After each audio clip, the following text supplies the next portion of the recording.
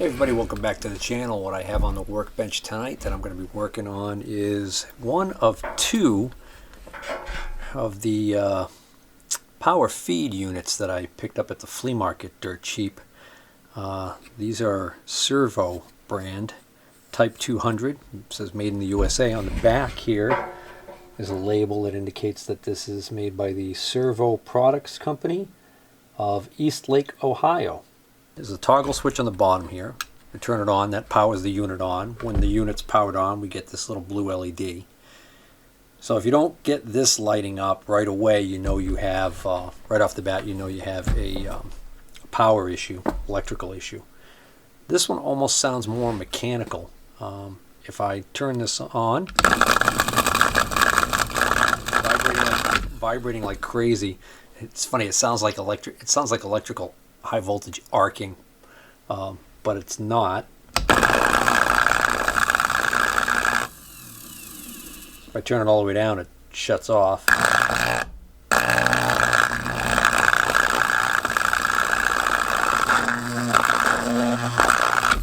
when I hit the button for rapid reverse, it does something horrible too. So I don't know what's happening in there. So going to open it up and see what we can see. Got a plastic cover on the bottom here that's just a press fit or slip-on fit, and that exposes this main drive gear. So we've got a pinion right here. This is the actual shaft of the motor right here. Has this pinion gear, and then that engages this large gear, and then that drives, well, we don't know yet, so we're gonna have to figure this out. Alright, well, this is practically falling apart. I should probably mention at this point that there was one other thing I did notice, which was I heard something loose rattling around inside there.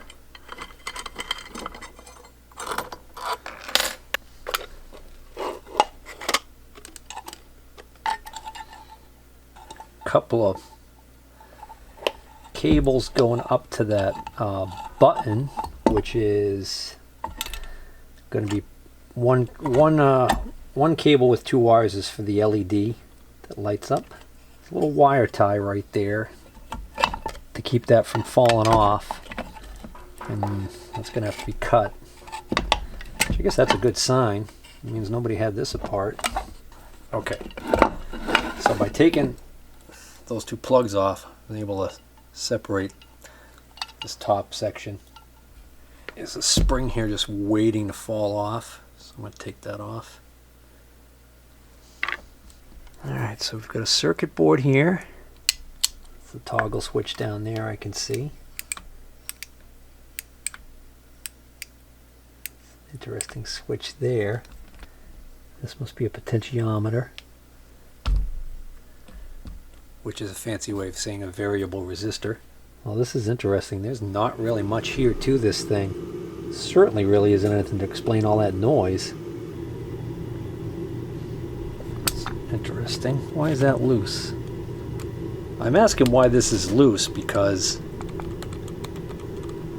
cap screws here that are probably full length, that go completely, they go through this bracket and then through the whole motor and mount this down, and this whole thing is loose. Alright, let's see. Well, that's interesting. That tightens down. It's not even stripped out. Huh. Imagine how hilarious it would be if the only thing that was wrong with this was that those screws had loosened up. Put this cover back on. Bottom gear. Let's see if I can run this cover off. And yes, this is dangerous. A lot of exposed electrical here, so I'm going to be very careful. There is a cardboard piece right here.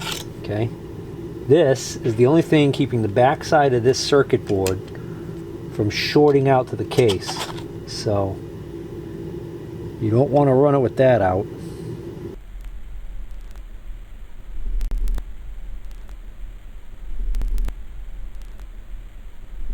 Alright, Power's on.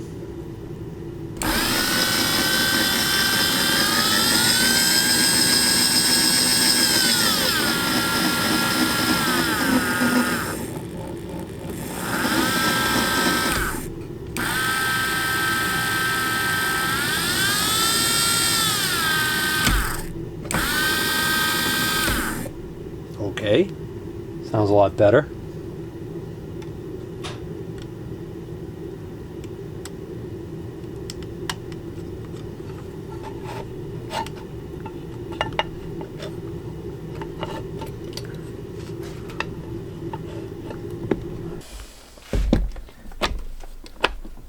So the spring is fighting me.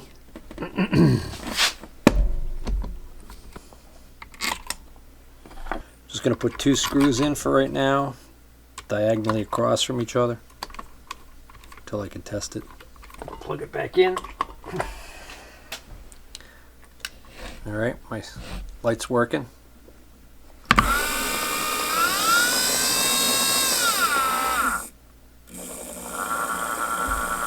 Works fine.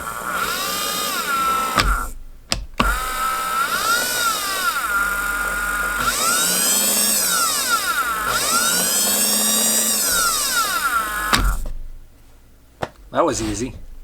So you're probably thinking, geez, why the heck did they give up on this when all that was wrong with... Well, the fact that that wire tie was in there still intact tells me that they probably didn't even bother taking this apart. And we're talking about a machine shop. These guys got a machine, it goes down, they're just going to put a whole new unit on there, throw this off to the side, and we'll get around to messing with it maybe at some point, and they never do. And then eventually ends up with some guy who works there and goes to flea markets on the side selling the junk that they have collected there. Takes it to the flea market, pawns it off on a guy like me. Alright, so that's great. So let's take a look at the other unit. Maybe that'll be a little bit more of a challenge for us. Us being me and the mouse in my pocket. Alright, here's the other unit. This is the one that the guy pawned off on me as quote-unquote working. Is it working? Nothing, right? Watch.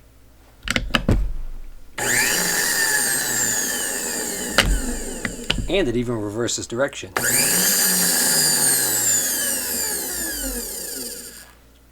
But this is not doing anything. Now, we have limit switches. These are the limit switches. Got one on this side and one on this side. The idea behind these is this gets mounted on the table, right? And when the table reaches all the way over to one limit, where one stop is set, it shuts it off. And then travels all the way the other direction, shuts it off. So when either one of these two is pushed in, that should shut the unit off. But notice, neither one of these is pushed in. So, for the time being, there's no reason to assume that this is the problem. Not saying it isn't. There could be something internally wrong here where the switch is closed even though these are out. But we'll cross that bridge when we come to it. Let's open this one up. And just like the previous unit, as soon as I got all 4 screws out, this thing just popped right up because we got that big spring in there. The wire tie is intact on this one also. Is this bracket loose? No, this motor's tight. This motor actually looks like it's in a lot better shape. I don't know if you noticed on that last motor, but that last motor had what looked to be a lot more soot and carbon from the brushes on the fan up here. It was kind of dirty. This one looks better. Oh. So the first one, I'm going to have to go back in there because I found this on the bench and then I remembered, oh yeah, I said there was something rattling around in there. This screw fell out of that one when I had it apart. This is what was rattling around loose inside that other one. It goes right here because this board doesn't just flop around loose in there. This board is secured via this bracket to the side right here, and lo and behold, that screw looks like that screw. So I've got to open that one back up and put this screw back in before I call that job done. But now that I've got this one open, let's see if we can't figure out what's going on with this. No burn traces on the board. That's a good sign. The fact that it works when you use the rapid traverse would indicate to me that it's definitely something with the speed control circuit. In fact, I can kind of rule out the whole issue of possible problem with this limit switch now that I think of it, because if the limit switch is doing its job, even the rapid traverse button should be inactive.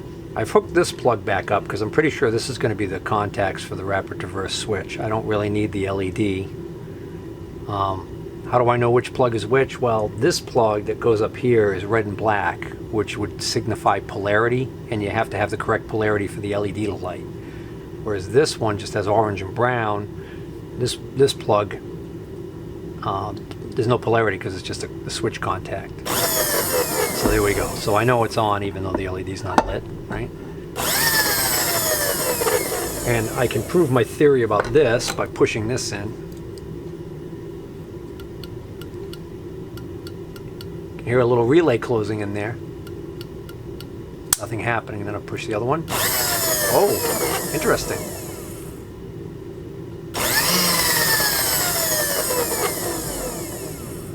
Oh, I wonder if that's because I have the switch in the other direction. Yep, that's why.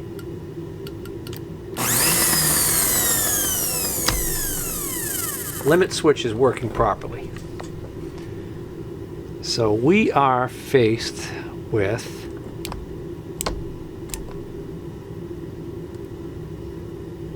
a problem with the speed circuit. We know that the switches that this actuates are working because, well, quite frankly, if this is in neutral, the rapid traverse doesn't even work. There is a device on the back of this shaft right here that looks like a potentiometer. Yeah, that is the potentiometer that this knob actuates to control the speed.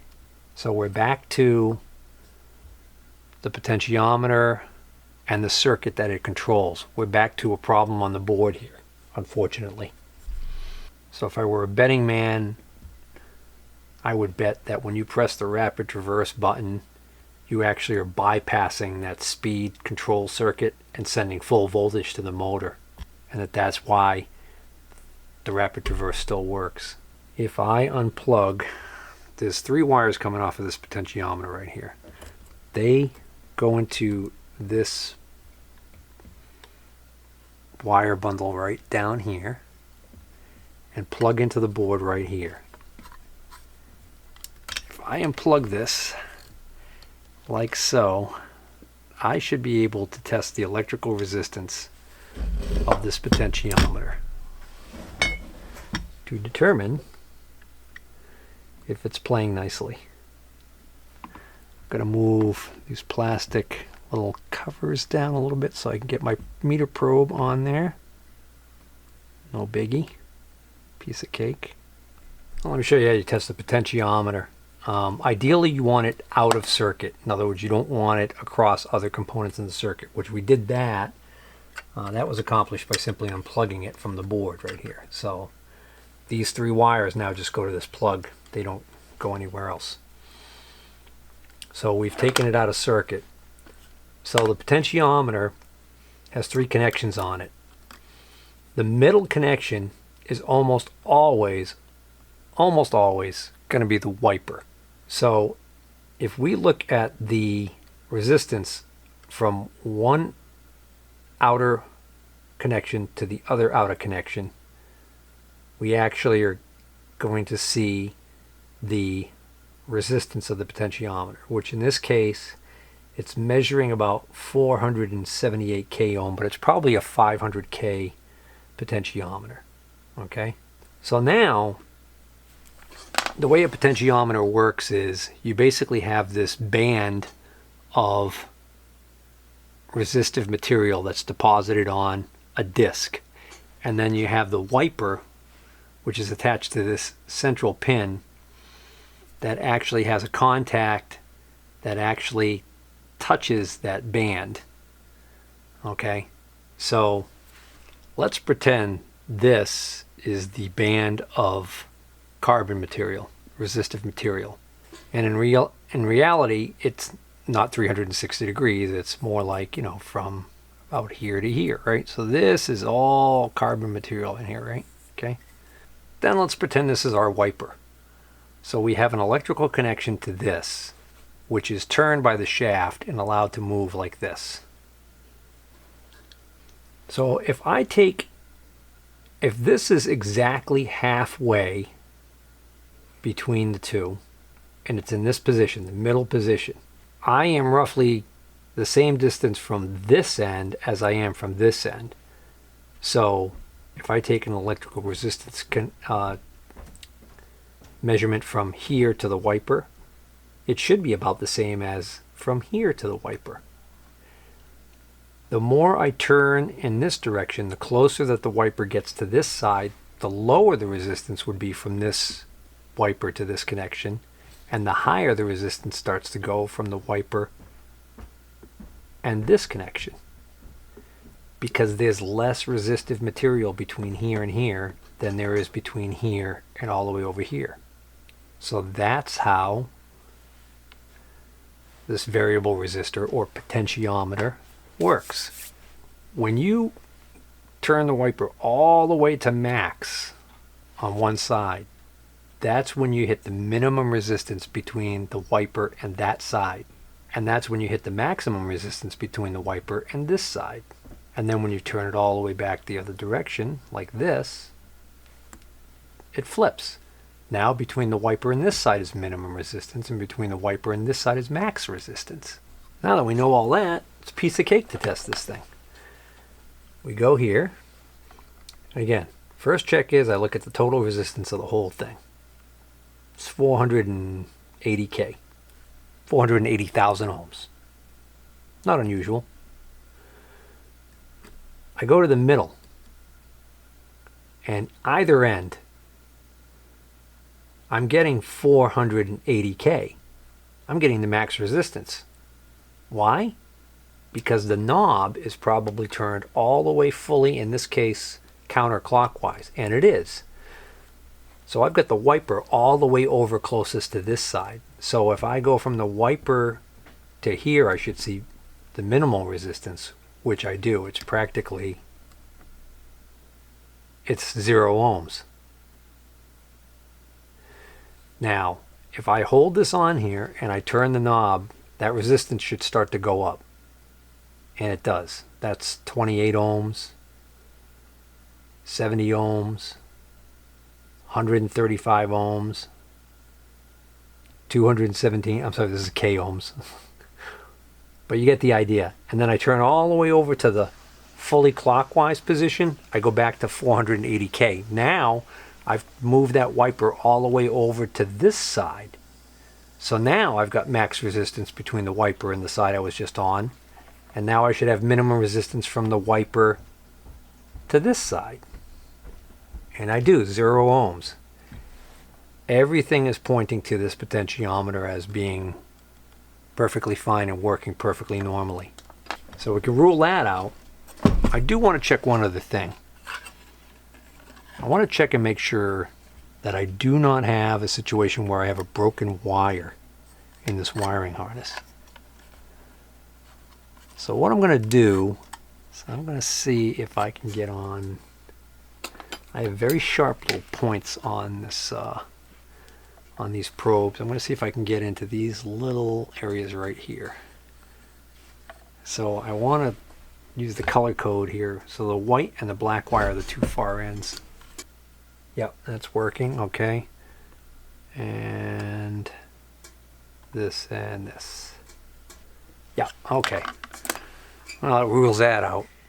You know, sometimes when you don't really have an idea of what to do, you just better off just giving it a good visual inspection.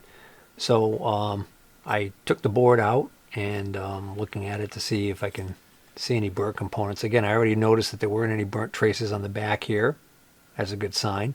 If you see a burnt trace where this little copper trace is actually burnt away, that would indicate that there was a short circuit on one side of that trace that drew too much current through it. So you can't just fix the trace and expect it to work. Oftentimes you're going to have to maybe do some other additional repair, replace some bad components. I don't have a schematic for this, but this is a very simple circuit, really. There's not a lot going on here. I can see that this device right here, this semiconductor on the board, it's labeled G, K, and A, which is anode, cathode, and gate. So that's going to be a silicon-controlled rectifier more than likely. We've got one little tiny electrolytic capacitor here. We've got a couple of diodes, 3 diodes in the circuit here. These blue things right here, these are probably metal oxide varistors for surge protection. Typically when those fail, you'll have a damage on the trace around them. I don't see anything like that here, so that all looks all fine. And I was going to set about, I don't see any of these resistors looking like they've been overheated or anything. Everything looks perfect. So I was about to set about testing the semiconductors, testing the diodes, and testing the SCR to see, if they're testing normally, and was just kind of poking around and just happened to notice. See that? And lo and behold, this big resistor right here is completely disconnected. Under magnification, I can look down into that hole and actually see the rest of the lead. It didn't pull out from the solder trace. The solder didn't fail. The rest of the lead's actually still there. This other side is moving around quite a bit. Yeah, that other side is now completely, that other side is actually turning inside the solder, so I can practically just twist it like that. I can pull this whole thing out. What I'm going to do is I'm going to, there's a bend in that lead right there. I should be able to straighten that out and get enough extra lead to hopefully resolder that in there and see what happens. All right. Let's get this resistor out, straighten the legs on it, and resolder it in. Well, that's clearly the side that was not attached anymore. The leg just disappeared. There you go. Alright, so I straightened the kink that was in the legs of that resistor, and that made the lead just long enough so that it'll still work.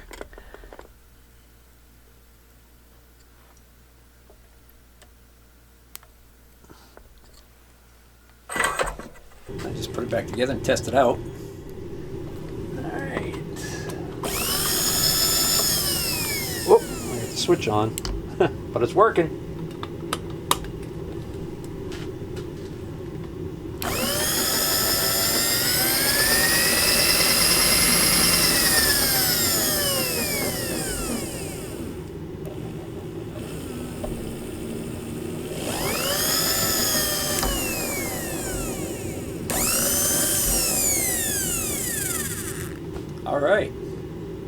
All right, all reassembled. One final test.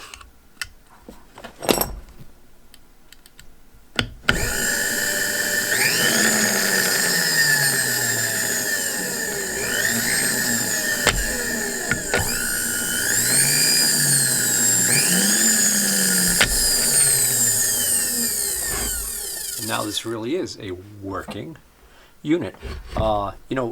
I started working on this last night and then finished it today. When I went upstairs last night, I happened to look online, and there's a seller on eBay who is selling this unit, new old stock, for like $700 a pop. So, and interestingly enough, I think he even sold one just this month. So there is a market, obviously, for these still. So that's really great that I got 2 of them. So all I got left to do is I'm going to take apart that first one I worked on there and make sure I put this missing screw in for that bracket. And then that'll be all set too. Alright, so I hope this video was helpful. I know it didn't really get into too much about how to fix these if you have a problem other than what I had. But I thought maybe you'd find it interesting. Take care.